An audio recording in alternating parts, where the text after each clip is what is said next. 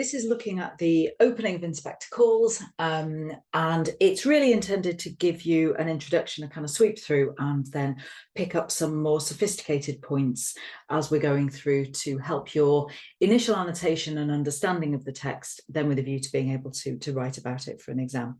Now, I'm using a copy of the text that I found online, so I apologise in advance for any of the errors in it.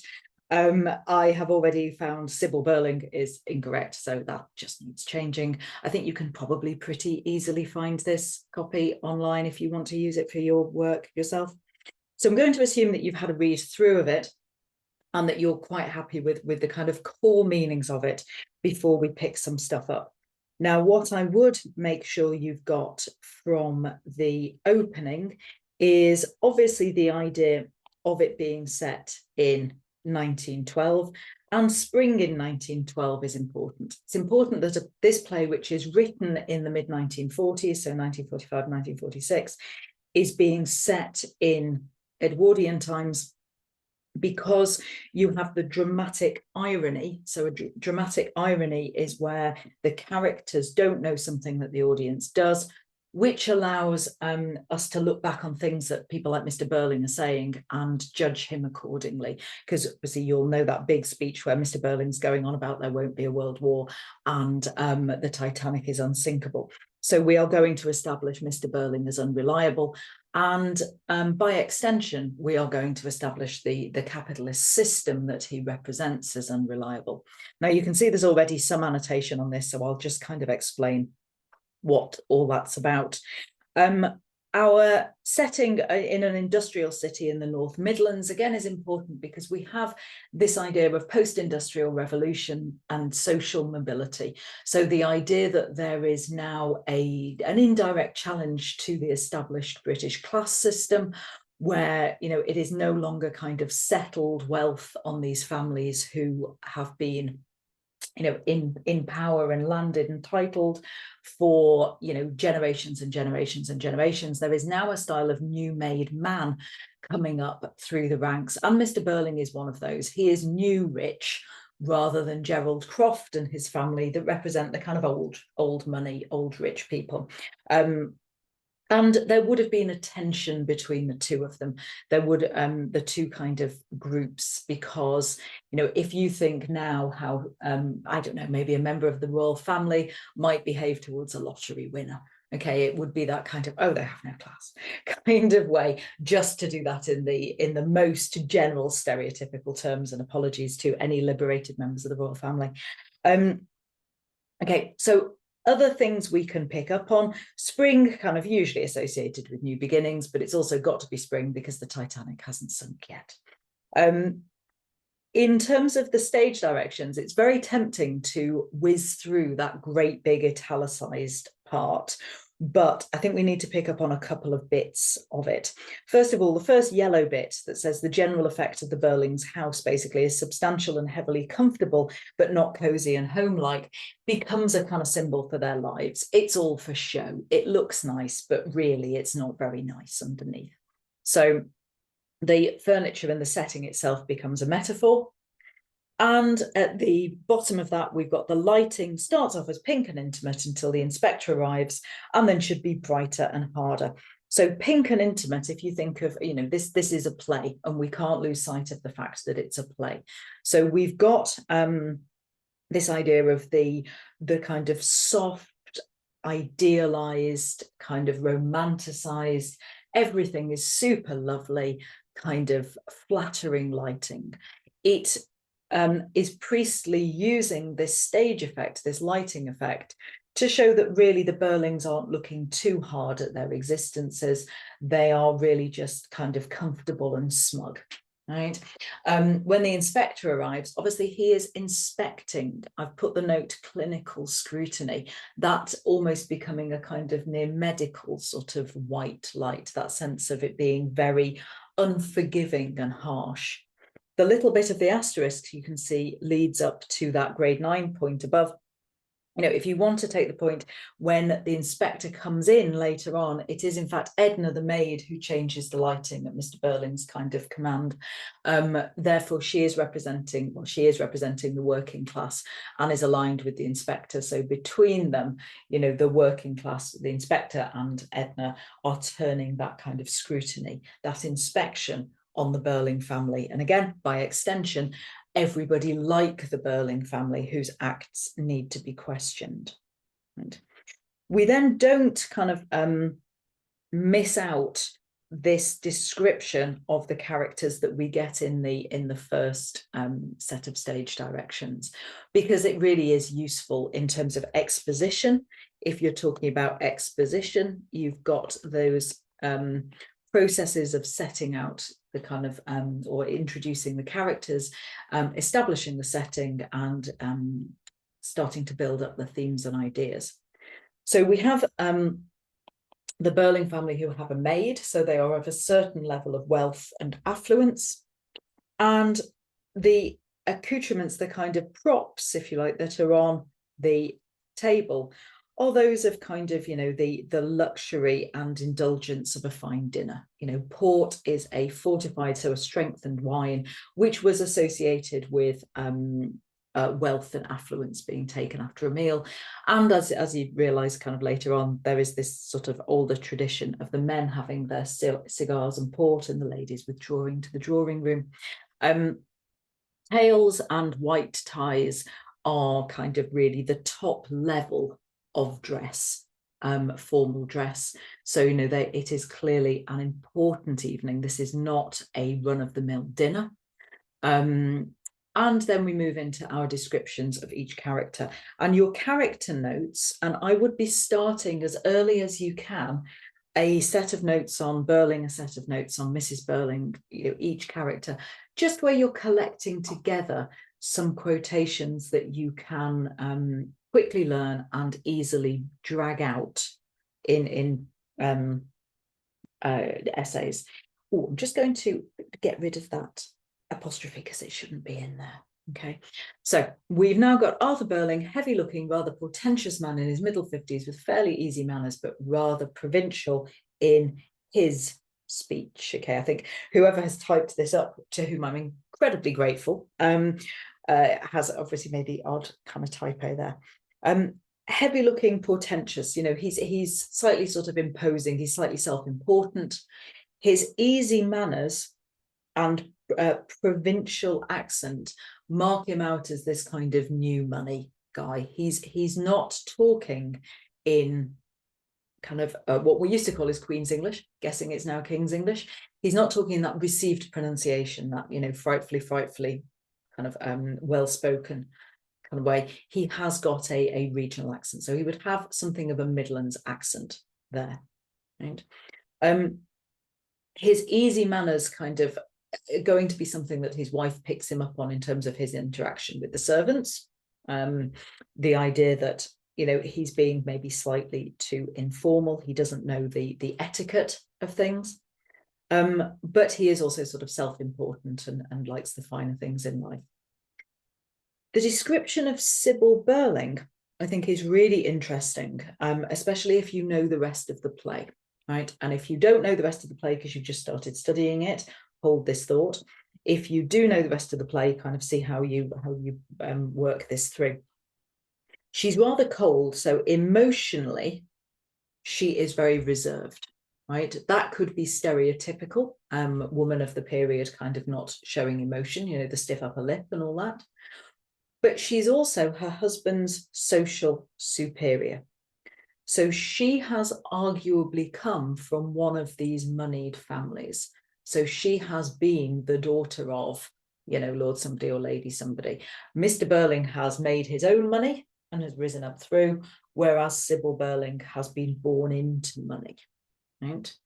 And that's important because arguably the reason why you would marry somebody who was not of your own kind of social class, or you would, you know, you would be permitted to marry somebody of, would be for love. So we can maybe infer that Sybil Burling has married for love, but where has that love gone? Well, if you look out later in the play, and you can follow it through from all of her comments to her daughter about having to get used to the fact that, you know, men spend a lot of time at the office, when, you know, then later in the play, we know what Gerald's been up to. And, you know, you'll have to get used to it, just as I did. The idea that Mr. Burling and, well, at least Mr. Burling's friends, if not, you know, most of the men in the play are hanging around the palace bar where the prostitutes are. It's all kind of building up, arguably, that this is somebody who is really very disillusioned with life and damaged with life. And whatever she does later in the play, and however you feel about her, I think there is a point to be made about how she's got to that position. Sheila, pretty girl in her early 20s, very pleased with life and rather excited. So we've got Sheila is smug. Okay, Sheila is kind of complacent and self-absorbed. Gerald Croft, obviously Croft has a capital C, is an attractive chap about 30, too manly to be a dandy, but the well-bred young man about town. So he is fashionable, well-dressed, moneyed, wealthy, has all of that confidence that you will get with kind of wealth and white privilege in 1912. Okay. Eric is, and you know, your key quotation about Eric is here, because he is on the cusp, he is on the edge of manhood. He's not quite sure what he's doing, Eric. He desperately kind of wants to avoid some of his responsibilities, but can't. He's kind of half man, half child, and is not making very good decisions. The moment they've all had a good dinner, they're celebrating a special occasion, they're pleased with themselves. So we have this kind of, you know, idea of complacency, the smugness, the self-satisfaction, the pride in their own achievements, the pink and intimate lighting, the props all around them indicating wealth. This should be, you know, a wonderful kind of time for them. And as we're moving down, we have these kind of comments about the port, and the port is already kind of a metaphor for wealth and affluence, and Burling uses it even further as a status symbol. Okay, so this idea of, you know, it's a great, you know, it's an expensive type of port. You know, Burling is really trying to ingratiate himself, okay, with Gerald, right? If you ingratiate yourself with somebody, it means you suck up to, right? Fancy way of saying suck up to.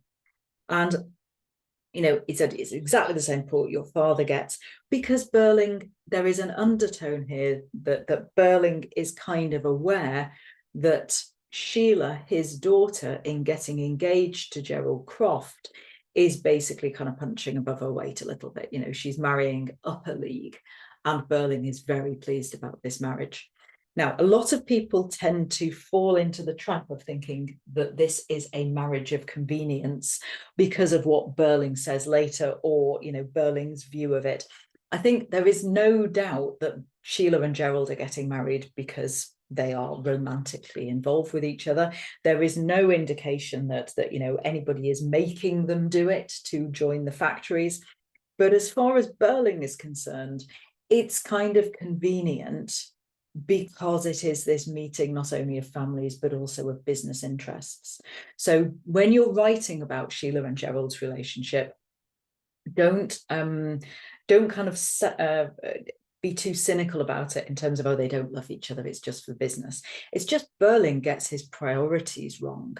Burling can kind of see the pound signs as well as his daughter's marriage.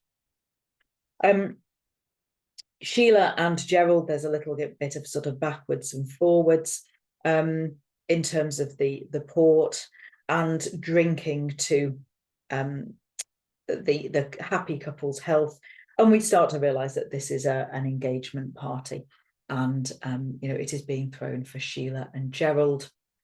And we can maybe point out the fact that, you know, Edna is being given orders here, there, and everywhere, and that actually Burling doesn't quite know the etiquette mentioned before, you know, tell the cook this is great. And Gerald echoes this politely because, you know, in terms of form, you know, it's not done to acknowledge the staff. right? That if you're of a certain level of wealth, stuff just happens. Whereas Burling said, tell the cook thank you, and Gerald very, yes, absolutely first class. Echoes things.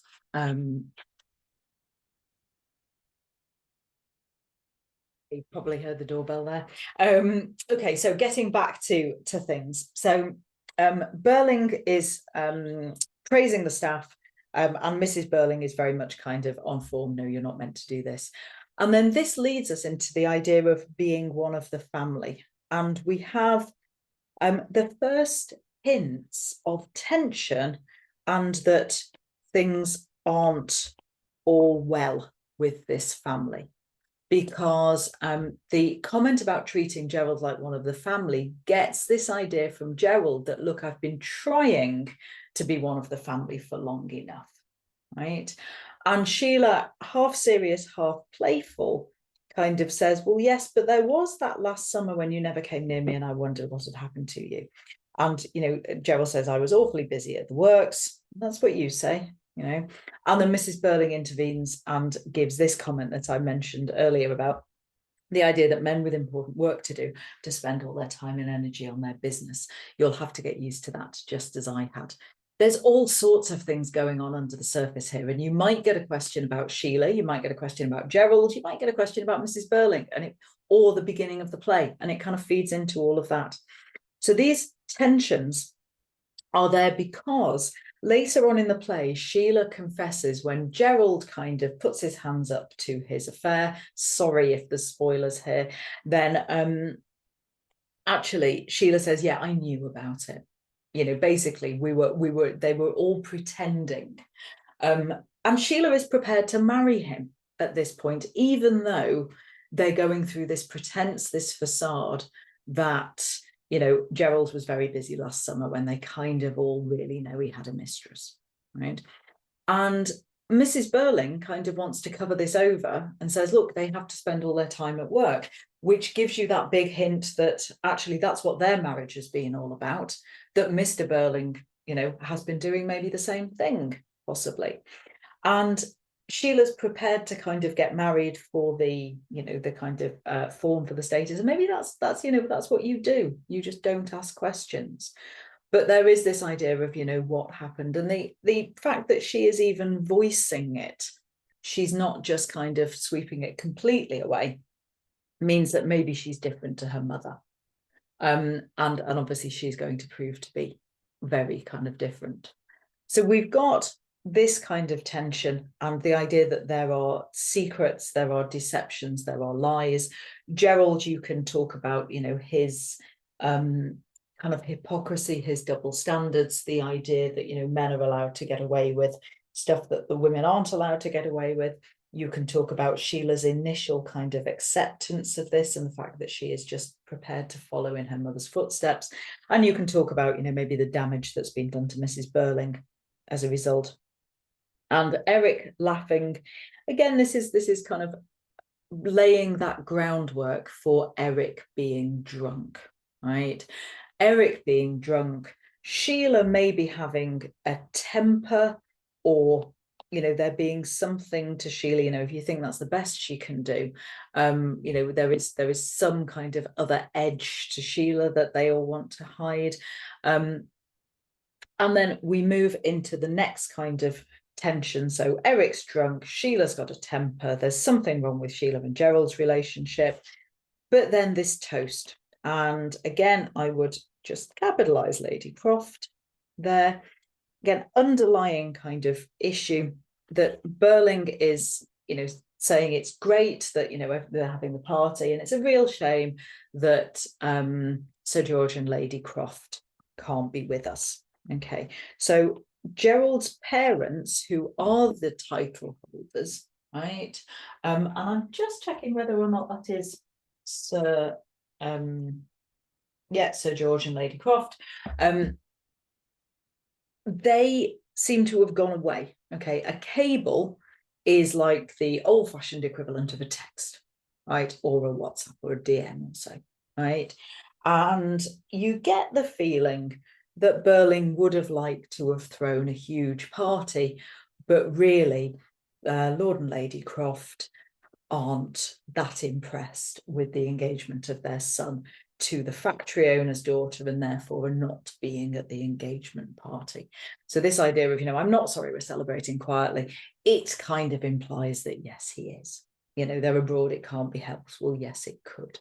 So we already have this kind of, idea that Burling is trying to kind of keep up appearances, trying to be something. He's aspirational, and that it's not quite going as smoothly as it could be going.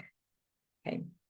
Then just kind of flicking through this. Now there's obviously the Burling's set pieces are very, very productive for this character. If you can nail your notes on Mr. Burling from Act 1, then really the update to them is that he fails to change. Okay. And looking at this, having mentioned, the Burlings and the Crofts and things, his priority is that capitalist agenda, is that idea that Crofts Limited, they can get the companies together, and really financially that is going to be profit. It's going to allow them to cut costs and charge more, right? Because Mr. Burling is representing capitalism, right? His priorities are wrong, and Mrs. Burling recognizes that. You shouldn't talk business on an occasion like this, but it's not the reason for Sheila and Gerald getting married. It's just a kind of happy byproduct, right?